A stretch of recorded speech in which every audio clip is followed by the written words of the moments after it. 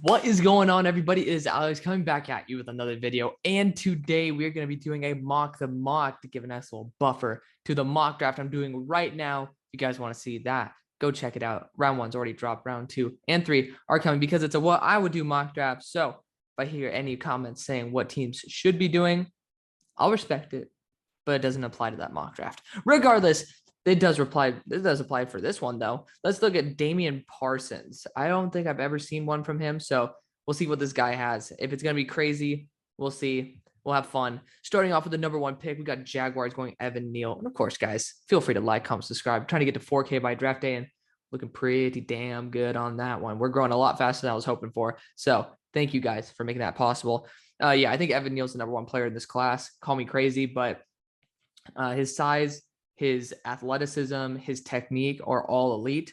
You know, you just look at it and there's a couple minor things that you can fix. And with the right coaching, I mean, this guy could be he could be better than Rashawn Slater was this year. So I have him ranked right above where I have Rashawn Slater and right below where I had Penei Sewell starting out the year because Penei was a freaking god. Number 2, you got Lions going KT. Again, I think that KT is going to excel, but when rumors go around that someone doesn't have the fire, usually it does kind of scare some teams off. And I know KT might be selectively, he has selective effort, and I think that's okay. I really do. I think a team like the Lions, where you have a coach like Dan Campbell, where you can actually you want to fight year or down after down for someone like that, might be the right situation for him. The Texans, I'm actually starting to think would be a bad spot, but I think that this is going to be Aiden Hutchinson. I just do. You want to hit on something and have somebody who's very consistent. When you have the ceiling of kind of like a slightly worse Nick Bosa, that is a really good guy to get when your floor is Trey Hendrickson. I think that Aiden Hutchinson, I'm talking about Aiden Hutchinson, not KT here, by the way. I think Aiden Hutchinson's a better guy to get. But if you're really just wanting to swing for the fences and get someone who could be an elite pass rusher, KT's your guy. Of course, Texans, if you're in this position, you go Aiden Hutchinson. I don't think you pass on him. Well, you could. You could. I would personally trade with the team so that they can get Aiden Hutchinson, because I do think offensive line isn't a bad choice at all. It's probably the choice that I would go with, which is why I chose it. Just because, again, the offensive line in this class is very, very thin, and you're getting tackle 2 versus like edge 1. And you might say that there's like a big talent gap right here, and I think there is. But when you look at what you'll be able to get next round, the tackle class is crap. After Ikem Ekwonu and Charles Cross, it's crap. Don't let anybody tell you otherwise. It's crap. Edge class is freaking amazing. So that's why I would go there. But again, you can't complain about getting Aiden Hutchinson. Ikem Ekwonu to the Jets, I'd love it. I would. You know, I know that they're talking about, like, Morgan Moses is up for a contract, but they're talking about George Fant is a good guy there. He's there for 1 more year, and I think Ikem is just too good to pass on. Could be a guard in the short term, and then once Fant leaves, can move to right tackle. I'd love that. I honestly am hoping for that for the Jets. I really do love him. Number 5, Jermaine Johnson. Okay. I love Jermaine Johnson. I was Jermaine Johnson's biggest fan before the Senior Bowl. You guys can check it out. I love this guy, and I still do. Number 5 is hyper rich for me. I do not think that Jermaine Johnson is a top 5 player necessarily. He could be. And I just think that, one, his age, he's a redshirt senior, along with the fact that, you know, I just don't think that it's so tough to say this, but I don't think he is of that blue chip tier yet. And he is so close. Like, on my scale, he's like this close to being blue chip. So if this happened, I wouldn't flip my shit. I love Jermaine and I want all the best for him. And I think that he'd work really well working for somebody like Wink Martindale. I think that'd be great. 5 is really rich for me, though. As again, like, why don't you just go after a position that maybe the Panthers might take, like an offensive tackle or a center, and then, because Tyler Linderbaum's a fucking beast, and then go here for your edge player. Because again, I don't see the Panthers going edge, but you know, I love Jermaine. Panthers, Malik Willis. I just saw the Giants pick too. Don't worry, we'll get to that. Panthers game Malik Willis. Again, I think that if Matt Rule's going to want to keep his job, he's going to want to get a project quarterback with a high ceiling, because again, it's like, well, give me some time to mold this guy. This could be the pick, and it probably will be, but I don't know if Malik Willis is looked at that highly. I was Malik Willis's biggest fan during the season, And I'm not even as high on him as some people now. And I don't get that. It's a Senior Bowl hype. People are thinking that they've been on the bandwagon the whole time. They haven't. Trevor Penning to the Giants, it makes sense, but it's a shit pick because Trevor Penning is, in my opinion, hot trash if you're going to throw him in day one and expect him to protect Daniel Jones. That being said, it's not much of it's not much of a downgrade of anything compared to someone like Nate Solder or Matt Peer, who I love, but obviously he hasn't been able to pan out the way I want him to.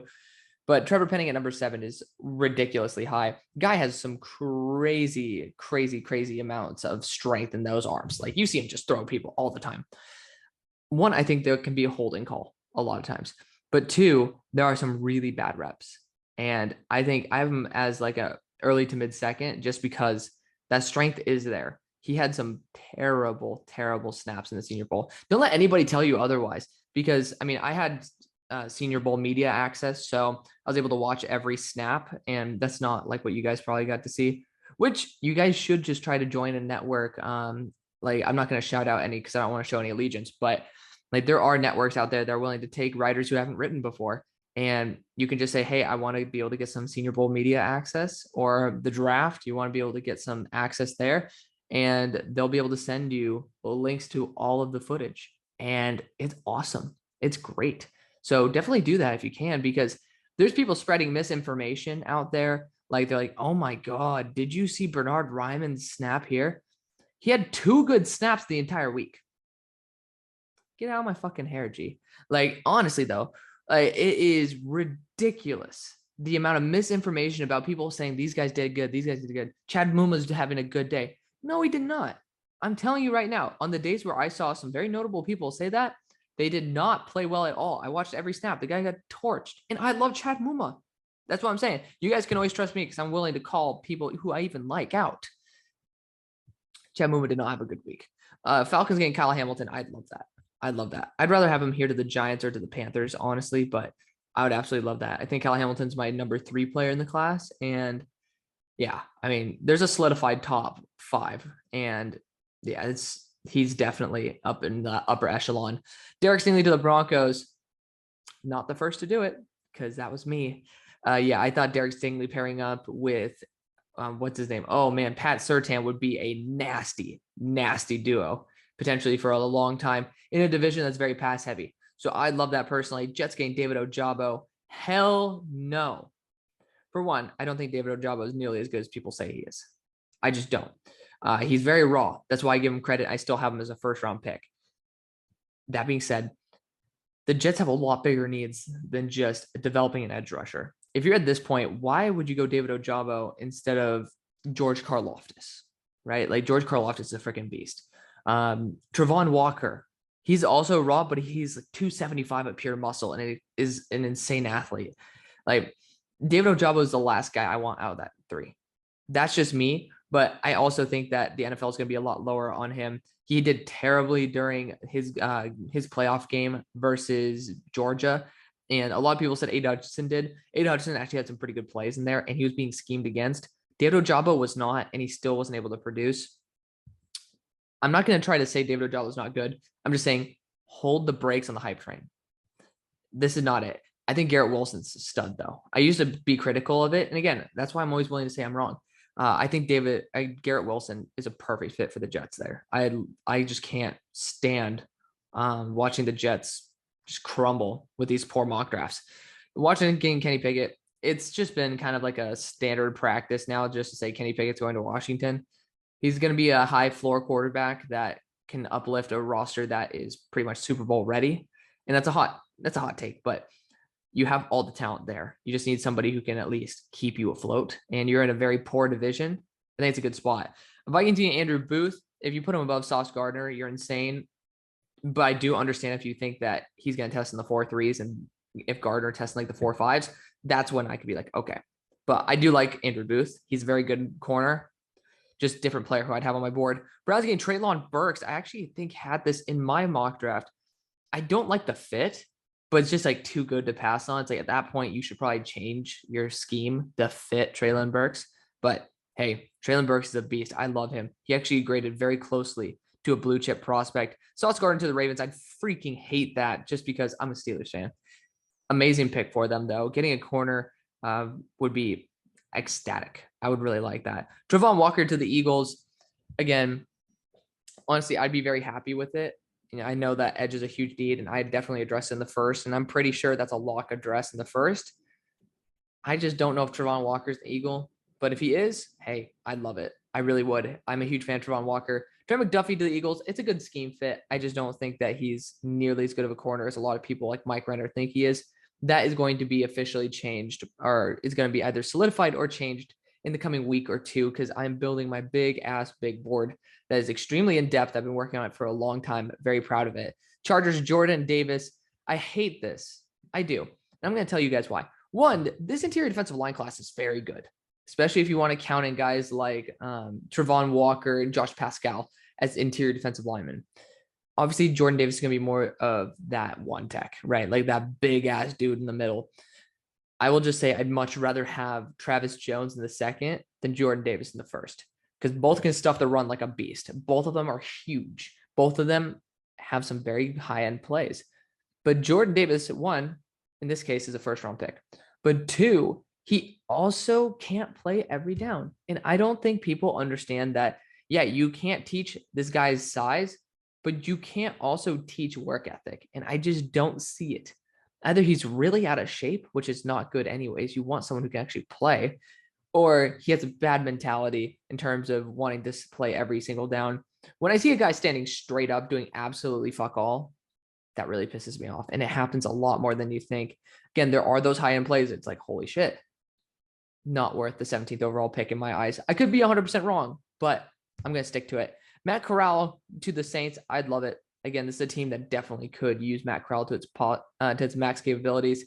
And these Saints fans are trying to say like, oh, there's an article that says how they can make $100 million and be able to have $20 million to spend. Why? Like, why would other players do that even? Like, at that point, it's like you can definitely like retool your franchise and get out of that cap hell. But at the same time, you have to have players who are willing to do that. But two, you also like at that point, you're kind of ruining your future as well. When you restructure these contracts, the money doesn't disappear. It just keeps getting pushed later and later and later. It's like at this point, you should just make the cap space work for your team. Save the amount of money that you can have in the future, which will go up. It will go up. But get yourself a quarterback, free up some cap space, and then be able to have new pieces around Matt as time goes on. I don't want someone like Matt Corral to have to deal with cap hell year after year after year, or every single player on the Saints have to deal with getting a different amount of money year after year after year. It just doesn't make sense to me. But that's my little rant there. Kenyon Green to the Eagles. I like it. I do. I think Linderbaum's still on the board. I'd much rather go that route. I don't know if the Eagles actually go that route though. Kenyon Green as a tackle, not a guard. I think he's a much better tackle. He's just honestly watch his tape at left tackle. It's insane. But I would not be against it. That I would just put it there. Charles Cross to the Steelers would be a damn steal. Again, I have him as a top, probably, I think he's top 6, top 7. He's definitely top 10, but definitely one of those top guys in the class. Devin Lloyd to the Patriots. I love it.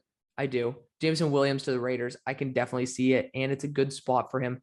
I have him as an early to mid second, and especially when you pair him with someone like Bryan Edwards, who's going to be a little more larger, can take off some of the guys, and then you also have Hunter Renfrow in the slot. You can definitely use Jameson Williams in a way that probably frees him up for one-on-ones, and that's where you can probably get some of that speed separation downfield. Carlton Zion Johnson, I can 100% see that as well. I have other guards ahead of him, but again, Zion Johnson is a beast. George Karlaftis to the Cowboys. He's a blue chip player, man. Honestly, he just stopped. Like, I understand why he might actually get to this point. And it's not because he got worse. It's because the hype for others got better. Jermaine Johnson proved a lot in the Senior Bowl. The guy was dominant. Yeah, he jumped up. And George Karlaftis didn't do anything during that week because he wasn't there. So obviously he's not going to be able to keep us aware of him. And then David Ojabo is just going to be a scheme fit. It's like, okay, do you want to take the chance on the super raw prospect that people are saying could be like DeMarcus Ware or Randy Gregory if you want to be a lot more polite to the Hall of Famer? But I think that George Karlaftis is so much better. He's a stud, but he actually might be here, which cheers to any team, even if it's the Cowboys that get him. Bills getting Kyler Gordon, I could 100% see it. Super high ceiling corner, just a guy who I would absolutely love. Tyler Linderbaum, the disrespect is disgusting, but we're gonna chill. We're gonna chill. I mean, I guess you're just gonna say screw you to Ben Jones, but you know, you do you, boo. At that point, I think that he's easily the best player available. I have him as a top 5 player in the draft, and I think he might be number 4. So I'm a big fan, if you can't tell. Buccaneers Garrett Wilson, I have him as a blue chip wide receiver. That guy's unbelievable. And I'm gonna say this right now, Chris Olave, I'm gonna put my money down on this. Not any money. I'm gonna put some proverbial money down. He's slower than Garrett Wilson and at least a full round worse than Garrett Wilson. That's just my opinion. You just watch the two play. It's no competition. Garrett Wilson's a lot better. Dolphins getting Drake London. I do love Drake London. I do. He's such a stud, and he can work on this team. It's funny. I'll leave it there. I mean, you guys, I do a weekly. We are going to be continuing to make it weekly podcast with NFL RT, and we looked at this weird website, and I forgot its name, but you guys can check it out. It's over on his channel. But we did a mock the mock, and this person kept saying some weird shit, like some dude on mushrooms or something. I'm like, what the hell? At least it's better. This is better, but I think Drake London would be a very solid option. It's just hard for me to really digest Drake London in a Dolphins uniform. That's all. Roger McCreary to the Chiefs. I could see it. I think that other corners are going to pass him up because of those 29-inch arms. And, it's certainly going to be a turnoff for some teams. And he honestly didn't perform as well versus a guy who I have above him in Jahan Dotson, who also almost beat Treylon Burks in my rankings, which is insane. But you got to watch out for that guy. Sean Ryan. I love Sean Ryan. I don't think I'd ever take him in the first, though. But he is a tackle that could play guard at a very high level. So, you do you. And then Jahan Dotson. I mean, I used to be Jahan Dotson's meh companion. I just thought that he was the most meh dude ever. Because when I started watching all 22, I didn't get to finish the game for one. When I first started watching him. And then, of course, I finished my evals. But I was like, damn, it was versus Michigan. I was like, damn, it's kind of lackluster. But you watch the game progress, and this guy became a different beast. There was something special about Jahan Dotson. Is he an elite athlete? Probably not. But man, he has some wiggle to him. He has a lot to love.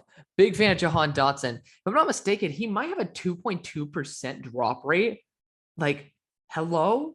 What the hell? It's insane. But big fan of Jahan Dotson. Ending off right. Overall, I think that the pick values are absolutely disgusting on a lot of these. Obviously, Trevor Penning at 7, and then you have Linderbaum at 26, and Garrett Wilson at 27. I just don't think that's going to be a thing. But honestly, it's TDN. Do we expect anything quality?